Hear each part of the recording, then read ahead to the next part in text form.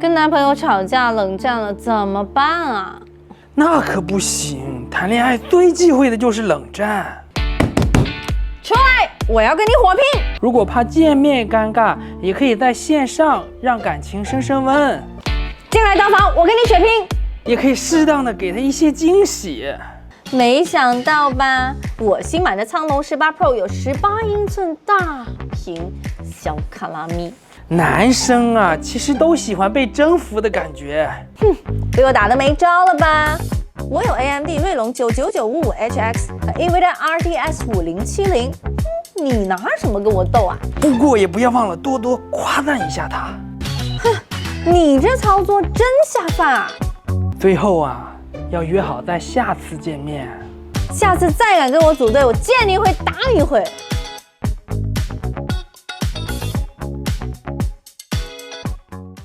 科技有温度，吐槽有风度，测评很鬼畜。这里是主观独立不用方的黑丝科技，我是私姐绵羊。仔细一看，去年各家发布的高端游戏本，你会发现18英寸的大屏都快成标配了。没想到追求大屏体验的风还是吹到了游戏本这里。不过话又说回来，这阵风吹的还是很到位的，毕竟尺寸变大了，能做的事情也变多了。再配合不错的性能释放，直接创意生产和娱乐两手抓，也难怪学生党和游戏玩家会更青睐大屏游戏本。那今天我们要来体验的就是最新发布的机械革命苍龙18 Pro， 看看这款大屏游戏本能不能满足学生党和游戏发烧友的各种需求。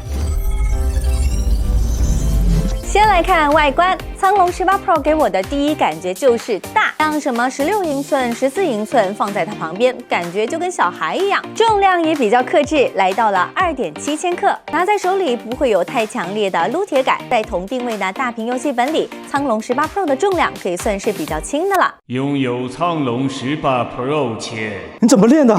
喝的什么牌子的大奶粉？哼，简单，只要你天天拿着游戏本，你也可以练得出来。不过记得偶尔换换手哦。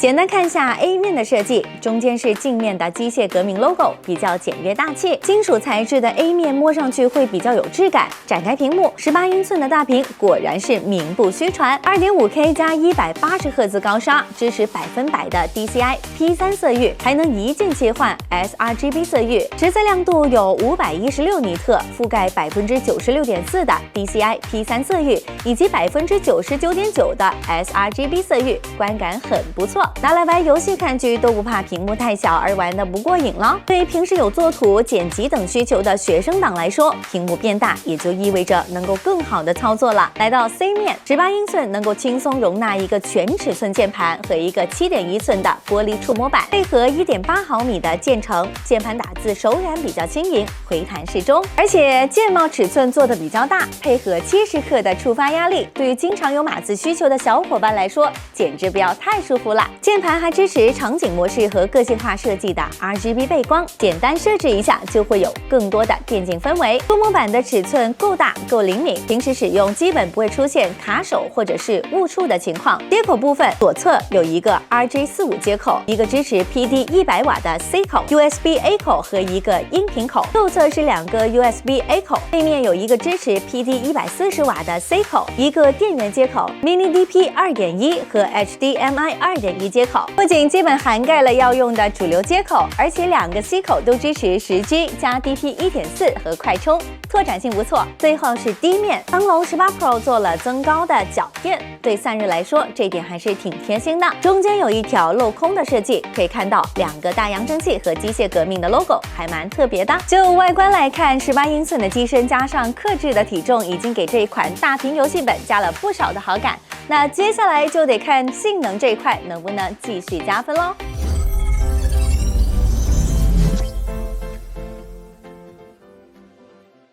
来到硬件性能这一块，可以说是机哥的强项了。笔记本搭载了 AMD 锐龙99955HX 和满功耗115瓦的 GeForce RTX 5070笔记本电脑 GPU， 这个 GPU 大家应该也不陌生了。采用了新一代的显卡 Blackwell 架构，CUDA 核心足足有6144个，尤其是显存采用的是12G GDDR7规格，带宽提升50%。跑分方面 ，Tom Spike 得分14087。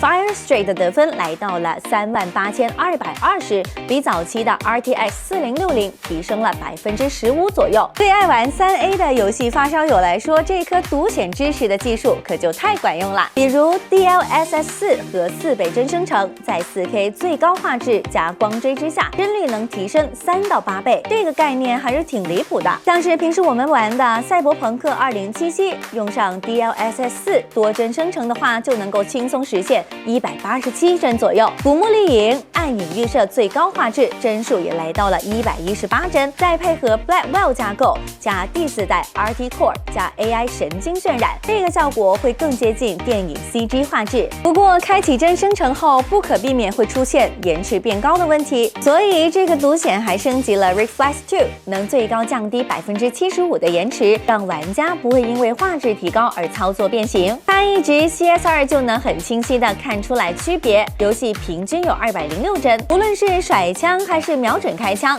操作响应基本都能够实现零感延迟。这一波操作啊，谁看了不得夸一句？前面说了这么多实用型的技术，归根结底还是得靠 RTX 50系显卡升级的全新 Transformer 模型，会用 AI 看整张图和前后好几帧画面，这样才能在补帧的时候更还原画面里的物体结构，并把光追做得更干净。不过像这样大型的模型，目前只有搭载了第5代 Tensor Core 加 FP8、FP4 的 RTX 50系显卡才能够跑得动。40系显卡虽然也能跑，但还是会稍微有点吃力。最后用一句话来简单总结，全新的 Transformer 模型就是 DLSS 的大脑升级。如果你对3A 游戏比较狂热，也很追求极致的画质和游戏体验，那 RTX 50系的显卡会更对你的胃口。再来讲讲 AMD 锐龙9这颗 U， 关注高端游戏本的小伙伴应该也不陌生，采用的是最新的震5核心架构，16核32线程，最高5.4G 赫兹，带80MB 的大缓存，理论跑分成绩很理想。R23的单核能来到2183，多核有39424分，算力也是十分强悍的。简单输出一段4K 60帧 H.265 的视频，可以看出输出的速度是比较快的。就算是多轨道剪辑时，实时浏览的卡顿也会比较少。除了生产力过关，这颗 U 应付大型网游也是没啥压力的。复杂场景下帧率波动比较小，无论是生产力还是娱乐 ，AMD 锐龙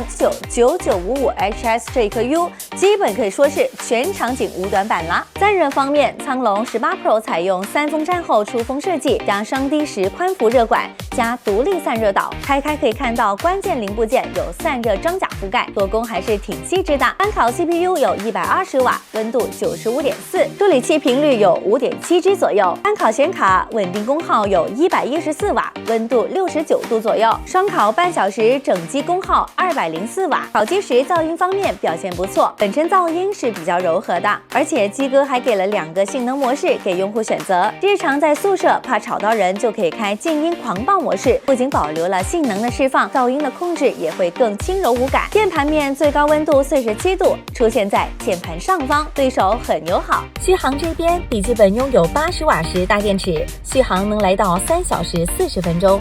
如果你大部分的时间都是插电源使用笔记本，那么这个影响也不是很大。其他硬件方面，苍龙18 Pro 使用单根16G DDR5 内存，内存测试数据比较漂亮，应用多开，基本没啥压力。硬盘是 1TB 固态，读写速度比较符合预期。最后再来品一下外放效果，基哥这次在苍龙18 Pro 里塞进了4个扬声器，配合软件调教，出来的效果还是蛮符合预期的。